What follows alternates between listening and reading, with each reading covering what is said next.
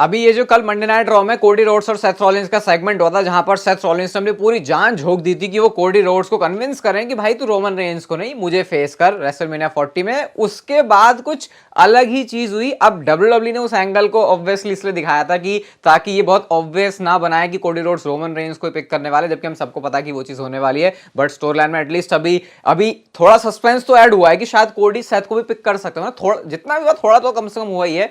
लेकिन उसके साथ साथ डब्ल्यूडब्ल्यूई चाहती थी कि जो वर्ल्ड हेवीवेट चैंपियनशिप है उसको भी ऊपर लेवल पे दिखाया जाए। लेकिन इसका थोड़ा सा जो बैकफायर वाला सीन हो गया डब्ल्यूडब्ल्यूई के साथ, क्योंकि अभी लोगों का ऐसा मानना है कि ये तो सेथ रॉलिंस खुद डेस्परेट लग रहा है कि भाई मेरे से मैच कर ले, मेरे से मैच कर ले। और ऐसा कब होता है कि भाई जो बंदा है वो जो खुद चैंपियन है वो रॉयल रंबल के विनर को कह रहा है भाई मेरे को फेस कर ले, तो वो थोड़ा सा जो सिचुएशन है वो अजीब हो गई। और उल्टा ये भी सेथ रॉलिंस ने बोला कि तू ऐसा चैंपियन बनना चाहता है या फिर वैसा चैंपियन बनना चाहता है। मतलब सेथ रॉलिंस क्या खुद ये बोल रहे हैं कि भाई कोडी मेरे साथ तू मैच करेगा तो तेरे को चैंपियनशिप मिल ही जाएगी। तो ऐसा लोगों का मानना है इसके बारे में। आप बताना आपको कैसा लगा वो सेगमेंट देख के, क्या ये सही हुआ या कैसा, जो भी है। Okay, hello chatters, my name is Rohit and you are watching wrestle chatter.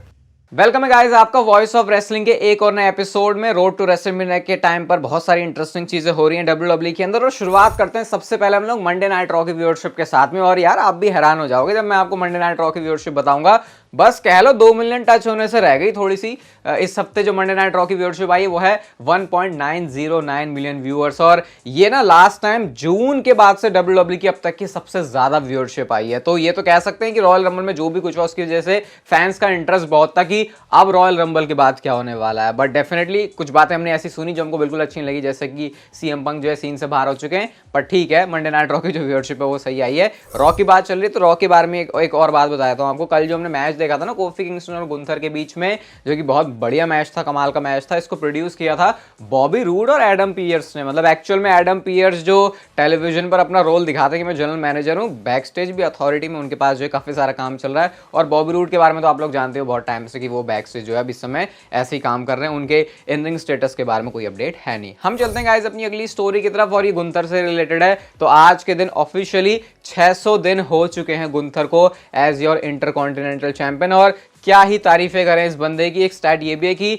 91 championship defences किए हैं उन्होंने। इसको टीवी में मिला लो, पेपर व्यूज में मिला लो, हाउस शोज और डार्क मैचेस में अगर आप मिला लो, तो इतना ज्यादा जो गुंथर का रेन है वो इतना बढ़िया होगा। और मिड कार्ड चैंपियनशिप के साथ जो गुंथर ने किया है इंटरकॉन्टिनेंटल चैंपियनशिप के साथ, मुझे लगता नहीं इससे बेटर और कोई चीज हो सकती है। अब देखते हैं रेसलमेनिया में तो अब क्लियर लग ही रहा है कि वो एज इंटरकॉन्टिनेंटल चैंपियन ही जा रहे हैं। पहले वर्ल्ड चैंपियनशिप ऐसा लग रहा था जा सकते, बट अभी डब्ल्यूडब्ल्यूई ने शायद उसको नहीं कंसिडर किया है। तो देखते हैं उनका जो ओपोनेंट है वो कौन होता है। हम चलते हैं अपनी अगली स्टोरी की तरफ। और यार ये ड्रू मैकिंटायर क्या हो गया अभी आपको पता है जब ड्रू मैकिंटायर का कैरेक्टर चेंज हो रहा था उस टाइम पर भी सोशल मीडिया पर किस तरीके की वो चीजें कर रहे थे। अब तो उन्होंने हद पार कर दी है, सच में हद पार कर दिए वाला सीन हो गया।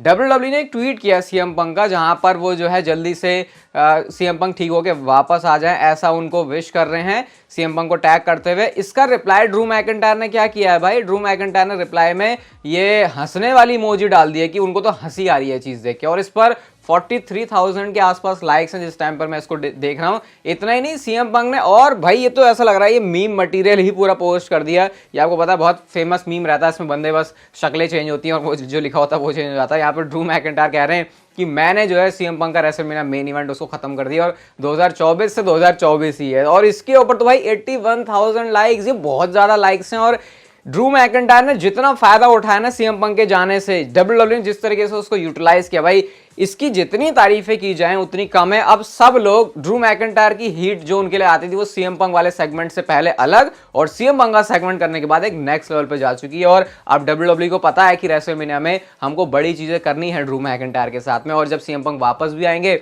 तो भी वो सिचुएशन बड़ी इंटरेस्टिंग रहेंगी। और आपको ये भी पता होगा अगर आप चैनल पर एक्टिव चैटर हो गए, मैंने आपको बताया था कि ड्रू मैकिंटायर का जो कॉन्ट्रैक्ट है वो अप्रैल के महीने में जाके खत्म होगा। तो अब मुझे यहाँ से तो ये भी लग रहा है कि ड्रू मैकिंटायर को साइन डब्ल्यूडब्ल्यूई को करना ही पड़ेगा, क्योंकि इतनी ज्यादा उन्होंने अपना कैरेक्टर बढ़िया बना लिया है। और सीएम पंक वापस आएंगे तो सबसे पहले तो फैंस ये देखेंगे कि ड्रू मैकिंटायर से जाके निपटो पहले। तो नेगोशिएशन में हो सकता है बहुत ज्यादा फायदा हो जाए इससे ड्रू मैकिंटायर का। तो ये भाई बताओ आप क्या कहना चाहोगे ड्रू मैकिंटायर के बारे में। मुझे तो बहुत सही लग रहा है ये, चाहे बंदा फेस में हो तो भी अच्छा काम करता रहता है और हील में तो उसका जो है वो बेस्ट टाइम रहता ही है और ड्रू मैकइंटायर उसको प्रूव भी कर रहे हैं अभी। सेथ रॉलिंस की बात करते हैं। अब आपको पता है उनका जो स्टेटस है वर्ल्ड हेवीवेट चैंपियनशिप का मैच है रेसलमेनिया, उसके ऊपर बहुत बड़ा क्वेश्चन लग गया है। रिमाइंड कर देता हूं, अभी जैसे मैंने बोला था आज भी चैनल पर सेकंड वीडियो आने वाली है और किसी ने लिखा था ओजी रेसल चैटर इज बैक। भाई जब कंटेंट होता है तो आता ही है, तो शाम वाली वीडियो के लिए स्टे ट्यून्ड। सीएम पंक होने नहीं वाले तो एकदम से डब्ल्यूडब्ल्यूई को अब चीजें और उनके लिए सोचनी पड़ेंगी। वैसे तो हमने इसको असली अखाड़ा पॉडकास्ट में कल ही डिस्कस कर लिया था, लेकिन अब आपको मैं रिपोर्ट्स के थ्रू चीजें बता देता हूं।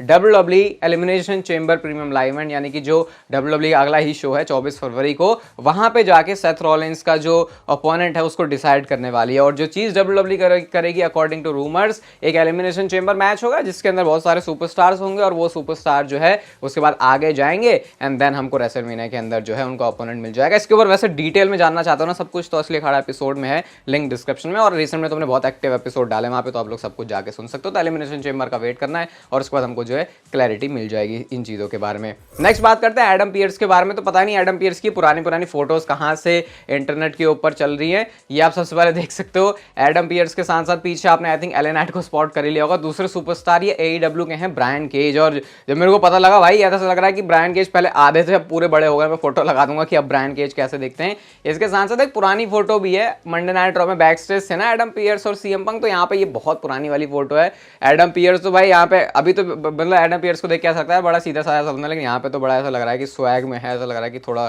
चढ़ा के भी बैठे हुए हैं। इस पर रिएक्ट भी किया एडम पियर्स ने, out in the street, out in the street, out in the playground, in the dark side of the town, ऐसा करके उन्होंने लिखा है। तो ये कुछ पुराने दिन है और ऐसा लगता है ना कभी कभी कि यार ये बंदा कहीं से भी उठ के आ गया है, जब हमको उसकी ज्यादा हिस्ट्री नहीं पता होती पीछे की, लेकिन वो चीजें आपस में पूरी तरह से लिंक रहती हैं। वो एडम पियर्स के साथ दिख भी रहा है यहाँ पे।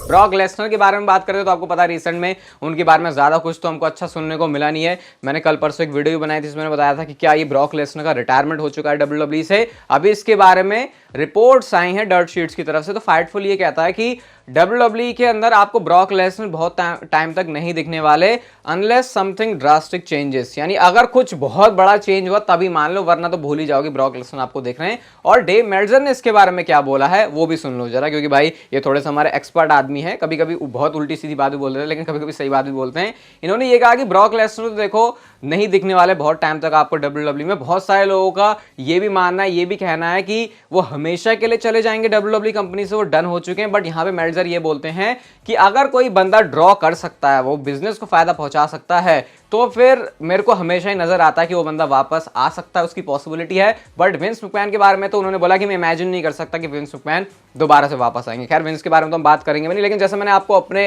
वीडियो में बताया था कि ब्रॉक लेसनर शायद डब्ल्यूडब्ल्यूई से रिटायर ही हो चुके हैं, वो कभी आपको दिखेंगे नहीं।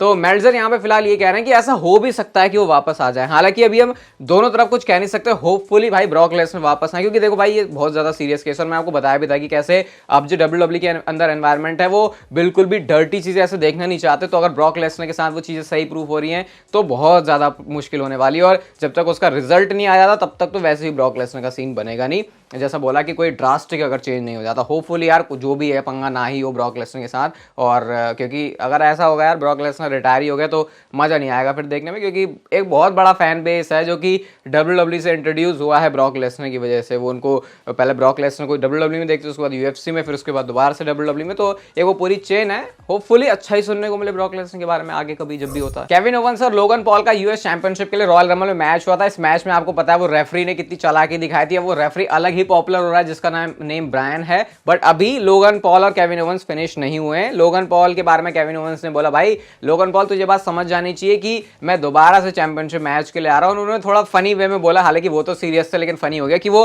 अमेरिकन फिस्ट था और मैं कैनेडियन हूं और मैं यूएस चैंपियनशिप के लिए जा रहा था, इसीलिए वो अमेरिकन फिस्ट मेरे काम नहीं आया। मतलब वो उस फिस्ट के ऊपर ज्यादा जोर दे रहे कि यार उसकी वजह से जो है सारी गड़बड़ हुई है। बट अभी यूएस चैंपियनशिप की रेस से बाहर नहीं हुए हैं केविन ओवेंस, और अगर लोगन पॉल के पीछे वो ऐसे पड़े रहे तो भाई मैं ज्यादा हैरान नहीं होगा कि वो लोगन पॉल से उनकी चैंपियनशिप भी ले लें, या फिर हो सकता है इवन अभी आगे जाके रेसलमेनिया जब आगे आ रही है तो डब्ल्यूडब्ल्यूई कुछ और इंटरेस्टिंग चीजें करें इनके बीच में। बट हाँ दोनों बहुत फनी एंटरटेनमेंट और स्टफ लेके आते हैं, और थोड़ा सा फ्रैक्चर वाली प्रॉब्लम थी इसलिए भी वो मैच इतना अच्छा नहीं हुआ। होपफुली जब नेक्स्ट टाइम मैच हो रहा है तो ये और बढ़िया या कुछ अच्छा कमाल करेंगे। डब्ल्यूडब्ल्यूई ने अपने रेसलमेनिया के 2 प्रमोशनल बैनर्स निकाल दिए हैं जहां पे कोडी रोड्स हैं रोड टू रेसलमेनिया वाले लोगों के साथ, और नीचे जो है बियांका बिलेर है। थोड़ा सा अजीब लग रहा होगा कि बियांका बिलेर है, यहाँ पे बेली नहीं है, तो बेली को भी अजीब लगा, इसलिए उन्होंने इसके ऊपर रिएक्ट किया।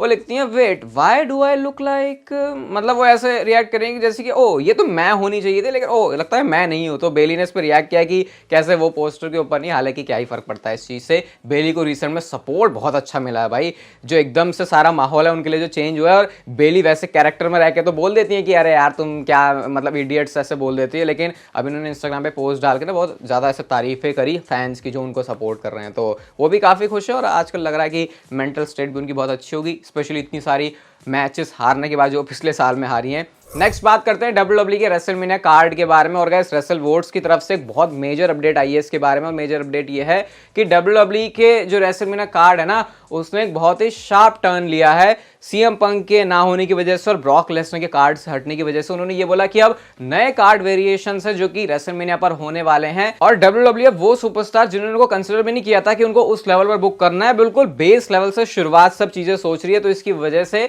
जो रेसलमेनिया का ओरिजिनल कार्ड था उसमें बहुत सारे चेंजेस होंगे, एंड जो रेसलमेनिया 40 हम देखेंगे वो जैसी ओरिजिनल शेड्यूल थी उससे काफी डिफरेंट होने वाली है। कभी कभी बोलते हैं ना कि ब्लेसिंग इन डिस्गाइज वाला मामला हो जाता है, होपफुली यहाँ पे ऐसा ही हो रहा है, क्योंकि जो रेसलमेनिया होने जा रहे थे हम इतने ज्यादा एक्साइटेड हो गए थे कि भाई ये सब होने वाला है, बट वही है जब ज्यादा खुशी हो जाती है ना तो फिर वो चीज अच्छी होती नहीं है। देखते हैं अब किस तरीके से ये शेप लेती है, बट अभी फिलहाल कह सकते हैं बहुत सारे चेंजेस होने वाले हैं रेसलमेनिया के कार्ड में, और जो मैच कार्ड है वो कुछ अलग ही दिखेगा। आज की नेक्स्ट फाइनल स्टोरी, जैसे मैंने आपको कल वाली वीडियो में बताया था कि रोमन रेंस होने वाले हैं स्मैकडाउन में, आज ये पता चल गया कि कोडी रोड्स भी होने वाले हैं। लेकिन ये पता कैसे चला वो बड़ा इंटरेस्टिंग है। सेथ रॉलिंस की पूरी एक वीडियो आई जहां पर वो कोडी रोड्स से पूछते हैं कि तुम्हारे दिल में क्या है, और ये वही था सवाल उनका कि भाई तू किसको चैलेंज करेगा, वैसा करके कुछ था। इसके ऊपर कोडी रोड्स ने रिएक्ट किया, I will be at SmackDown this Friday, यानी कि कोडी रोड्स भी स्मैकडाउन में होने वाले हैं, रोमन रेंस भी स्मैकडाउन में होने वाले हैं। तो पॉसिबली शायद हमें एक फेस टू फेस एक कन्फ्रंटेशन, कोडी रोड्स की अनाउंसमेंट या पता नहीं क्या क्या, बहुत कुछ चीजें एक्सपेक्ट कर सकते हो। और